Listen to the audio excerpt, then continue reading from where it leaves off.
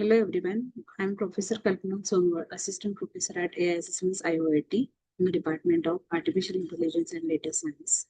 Today you are going to learn different statements, that is all the SQL commands. So basically, what are SQL commands? SQL commands are instructions. It is used to communicate with the database. It is also used to perform specific tasks, functions, and queries of data. SQL can perform various tasks like create a table, add data to the table, crop the table, modify the table, set permissions for users.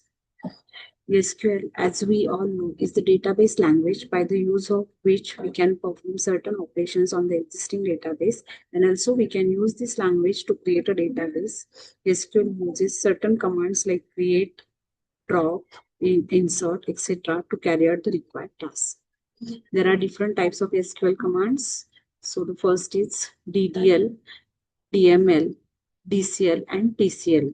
Data definition language, under which create, alter, drop, rename, truncate, and comment. DML statements select, insert, update, delete, merge, call, explain, plan, and lock table. Grant and Trio comes under DCL, and TCL commit, rollback, save point, and save transaction. So we will see one by one. So in this video, we will learn about the DDL statements. So what is the long form of DDL is data definition language. DDL or data definition language actually consists of the SQL commands that can be used to define the database schema. It simply deals with descriptions of the database schema and is used to create and modify the structure of the database object. That means, see, DML, data manipulation language, that will work with the data of a table, and DDL will be used to for the structure of the database. So the first statement, that is create.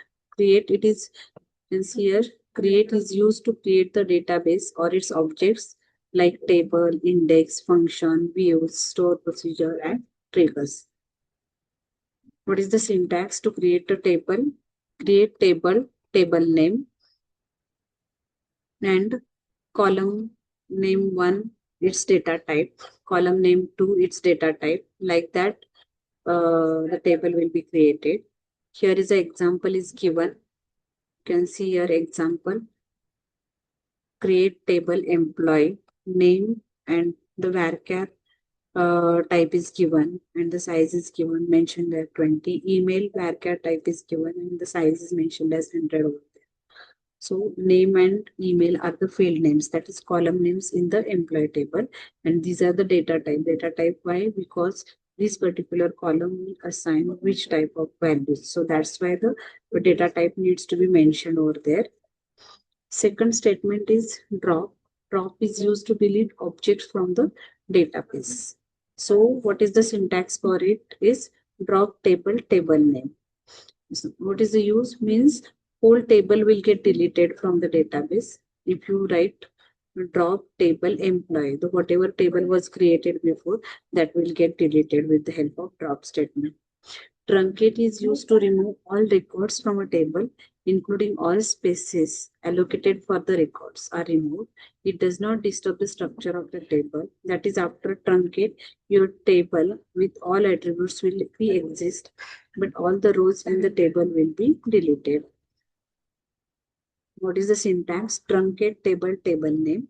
Example is truncate table employee. Now see, what is the basically difference between this drop and truncate? Drop will delete whole table and truncate will delete all the records in the table. Now here you can see there are no records present as of now, but once the records will be added, then it is used to delete. Next statement, that is comment. Comment is used to add comments to the data dictionary. This is similar to comment we add in a program block. See here, the same likewise. Then rename. Rename is used to rename an objects like database, tables, views, etc. existing in the database. Rename, suppose it is a table, then you could write here rename table, old table name to new table.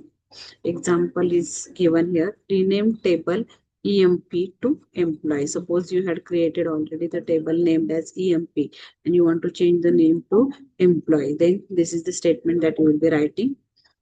Next is alter. Alter, it is used to alter the structure of the table. This change could be either to modify the characteristics of an existing attribute or probably to add a new attribute or to remove the existing attributes. Suppose you had already created a table and you want to make changes to the table, then you can use the alter statement. To add a new column in the existing table, you have to alter table name, add column name, and its data type needs to be mentioned because you are adding a new column. That's why data type needs to be mentioned. If you want to drop a column in an existing table, what you need to do, alter table. We have learned the drop statement, but it is used to delete whole table. But if you want to delete a particular column, then you can say alter table name, drop column name. Third is, these are all the variations of the alter statement. Alter table command to rename attribute in an existing table. So for that, there is a rename statement, but if you are renaming the table, then it can start with rename. But if you are renaming the column, then it will have to start with alter statement. Alter table name, and then after that rename old column name to new column name. Now, suppose if you want to add a primary key, which was previously not, when it was not added previously, then you can add the primary key, alter table name, add alter table name, add primary key. Now, see here, alter table name, add. Now, constant is what? Primary key, and the column, whichever is the column. That means here statement is alter table name. Now by the example, suppose alter table implies the table, add, then after that you will write primary key, and then to which column name, suppose it is EMP ID, then the primary key will be added to that EMP ID. Alter table command to drop constraint from a table. Now you want to remove the constraint. Suppose you had you applied the primary key, but you don't want that constraint to that particular column. So alter table name, drop primary key. Then that particular constraint will be removed. So what we have learned in this session, DDL statements, all the DDL statements are covered. That is create, alter, drop, rename, truncate, commit. Create is used to create database, view, table, etc. Then we have seen creating a database and table. Alter statement, if you want to change the table structure or something, data type, or you want to change, you want to do any alteration to the table, then alter statement is used. Drop statement is used to delete whole table. Rename is to change the name of a table or a database. Truncate statement deletes all the records from the table. Commute to add the comment database. So thank you, students. In the next session, we will learn